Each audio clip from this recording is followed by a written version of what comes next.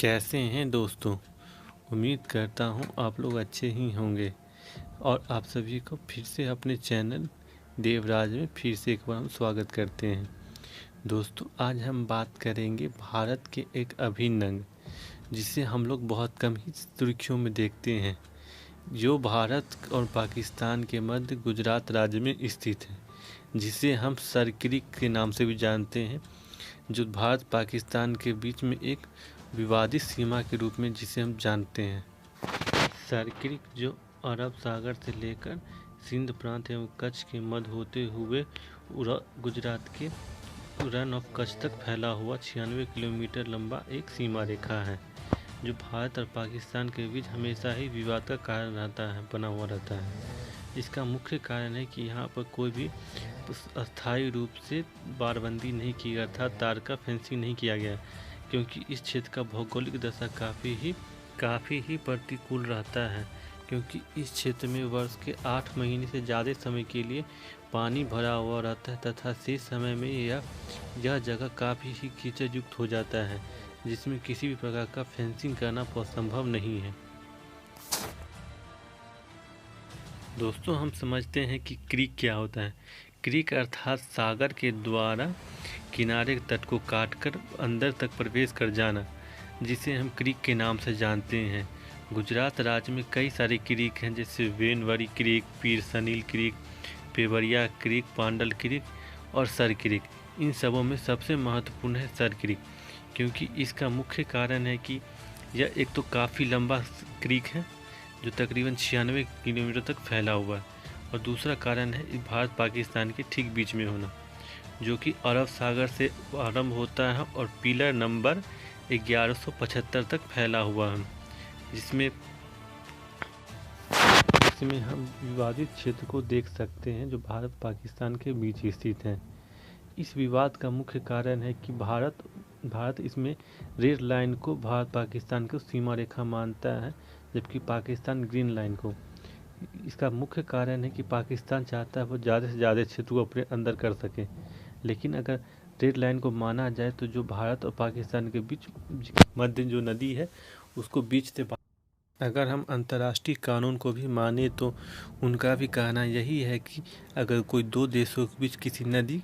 अगर सीमा रेखा बनाती तो नदी के ठीक बीचों बीच को ही उस दोनों देशों के बीच में सीमा को माना जाएगा तथा नदी को दो भागों में बांट दिया जाएगा, लेकिन पाकिस्तान हमेशा से ही इसे इनकार करता रहा है। इसका मुख्य कारण है कि वर्ष 1915 में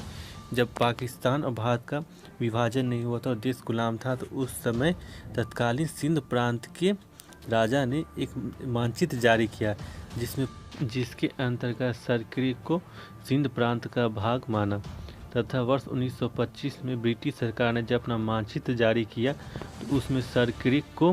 पूर्ण रूप से बम्बई प्रेसिडेंसी का भाग माना, जो आज़ादी के बाद दोनों ही देशों के बीच विवाद का कारण बन गया, जिस कारण से वर्ष 1998 में सरक्रिक सीमा का निर्धारण को लेकर वार्ता के लिए भारत पाकिस्तान के बीच बैठक बुलाई गई, जिसमें दोनों ही देशों ने बातचीत किया, लेकिन दोनों ही देश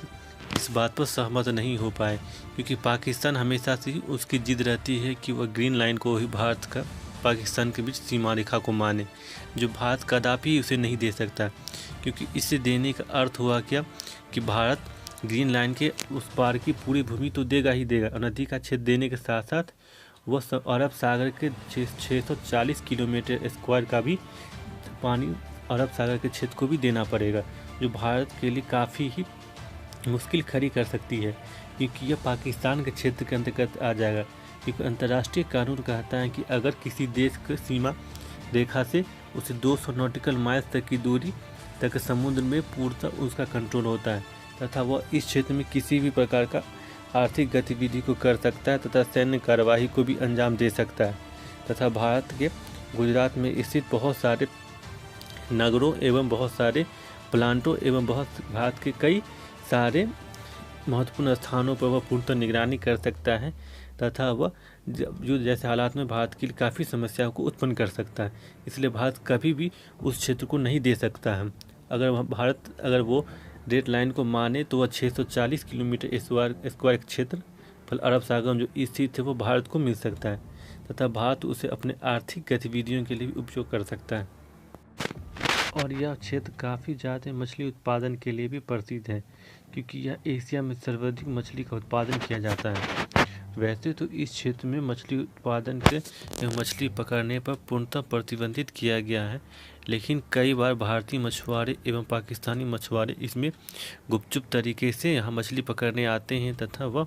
इस पार से उस पार सरहद को भी पार कर जाते हैं। इसी क्षेत्र में स्थित एक है हरामी नाला के नाम से एक प्रसिद्ध है, एक जलधारा कह सकते हैं, जिसके होकर वर्ष 2008 में पाकिस्तान से कई आतंकवादियों ने भारत में घुसपैठ किए तथा भारत पर बहुत बड़े 2008 में 26/11 जैसे बड़े हमलों का अंजाम दिए। वैसे तो इस क्षेत्र में बीएसएफ की हमेशा पेट्रोलिंग होती रहती है तथा वो भारतीय एवं पाकिस्तानी मछुआरों में आसानी से पहचान लेते हैं, लेकिन कई बार यह होता है कि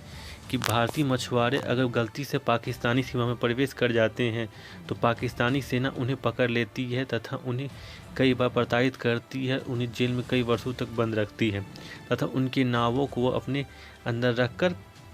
वह अपने फ़ायदे अनुसार उसे भारत में आतंकवादी घुसपैठ करने के लिए कोशिश लगी रहती है। क्योंकि बीएसएफ के जवान अगर इस भारतीय जहाज़ को नावों को देखते हैं तो उन्हें लगता है कि ये भारतीय मछुआरे ही हैं, लेकिन वह इसकी आड़ में पाकिस्तान से कई आतंकवादी को भारत में घुसपैठ करवा देते हैं, जिस कारण हमें 26/11 जैसे भयंकर हमलों को देखने को मिला है, जो भारत के लिए काफ़ी चिंता का विषय बना रहता है तथा वो भारत के लिए गंभीर समस्या उत्पन्न कर देती है। भारत के बीएसएफ जवान इस क्षेत्र में हमेशा पेट्रोलिंग करती रहती है तथा पाकिस्तान द्वारा घुसपैठ किए आतंकवादी एवं अन्य मंसूबों को वो पूर्णतः समाप्त कर देती है, लेकिन कई बार उनके लिए यहाँ की भौगोलिक दशाएं उनके लिए काफ़ी चुनौती बन जाती है, क्योंकि यह क्षेत्र वर्ष के लगभग 8 महीने या इससे भी ज़्यादा हमेशा पानी से घिरा रहता है। जिन क्षेत्रों में पानी अत्यधिक रहती तो वहाँ तो वे आसानी से छोटी बोट के द्वारा पेट्रोलिंग कर लेते हैं तथा इस क्षेत्र की रक्षा कर लेते हैं, लेकिन कई स्थान ऐसे हैं जहाँ पानी बहुत ज़्यादा नहीं रहती है, कम मात्रा में रहती है, जिस कारण यह क्षेत्र बहुत ज़्यादा कीचड़ युक्त हो जाता है तथा उस क्षेत्र में उन्हें पैदल ही कीचड़ में जाकर पेट्रोलिंग करना पड़ता है, जो उनके लिए काफ़ी ही समस्याजनक होता है, क्योंकि इन क्षेत्रों में उन्हें अपने जूते को खोलकर अपने साथ रखना पड़ता है तथा खाली पैर ही उन्हें पेट्रोलिंग करना पड़ता है। यह कीचड़ कभी कभी बहुत ज़्यादा गहरे होते हैं और यह 2-3 फीट तक इसमें धंसने लगते हैं बीएसएफ जवान, जो इनके लिए काफ़ी ही चुनौतीपूर्ण रहता है। इसके बावजूद हमारे जवान हमारे देश की रक्षा के लिए हमेशा तत्पर रहते हैं। दोस्तों, इसके लिए हम इन्हें दिल से सैल्यूट करते हैं और हमें इनकी की गई कार्यों के लिए दिल से इन्हें धन्यवाद करते हैं तथा दोस्तों, हम इस वीडियो में बस इतनी ही जानकारी के साथ विदा लेते हैं। मिलते हैं अगले वीडियो में। अगर आपको इस वीडियो में कुछ भी कमी लगे तो प्लीज़ हमें कमेंट करके बताइए। अगर यह वीडियो अच्छा लगे तो प्लीज़ इसे लाइक कीजिए और इसे अपने दोस्तों के साथ भी शेयर करें, ताकि हमारे देशवासियों को पता चले कि हमारे जवान किन किन परिस्थितियों में रहकर हमारे देश की हिफाजत करते हैं। तक आपने हमारे चैनल को सब्सक्राइब नहीं किया है तो प्लीज़ इसे सब्सक्राइब कर दीजिए। मिलते हैं नए वीडियो में, तब तक के लिए धन्यवाद।